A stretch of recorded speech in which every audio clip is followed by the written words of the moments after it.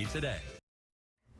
A Columbia boy is soon coming up on his second birthday in a battle for his life. Now those who know him, along with some complete strangers, have a chance to give him a chance at more birthdays. ABC 17's Sarah Massler-Donar has the story. You love Mommy?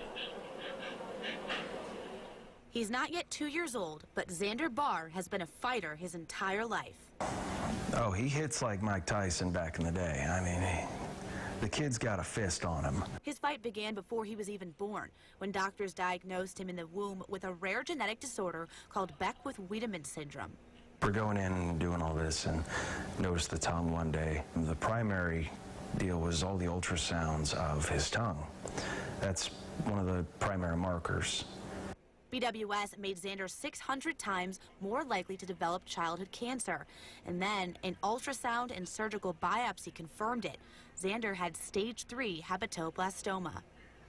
Now they found all these little lesions on his liver, and they immediately were like, well, let's just treat it with chemo, see if we can do that. Before the family could even leave the hospital, Xander was undergoing extensive chemotherapy and had to have much of his liver removed. He was declared cancer-free after a few months of chemo, which he handled like a champ. And not 2 months later, it was back again, before he was even a whole year old. Xander needed a liver transplant, so his parents, Randy and Bob, began treatment at a hospital in Cincinnati, where they believed Xander would get the best care. We went out that way, did all the paperwork, got him sent out there. He had a transplanted liver in 17 days. But now that liver is failing, and Xander will need a second transplant to save his life. The United Network for Organ Sharing reports there are currently more than 122,000 people on the waiting list for a life-saving organ transplant. But there are only 10,000 registered donors.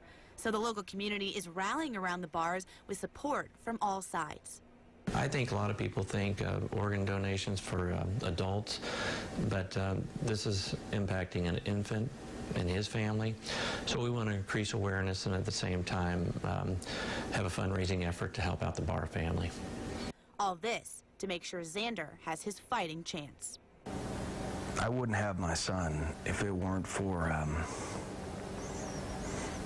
whoever it was that gave him that first liver. I wouldn't have him.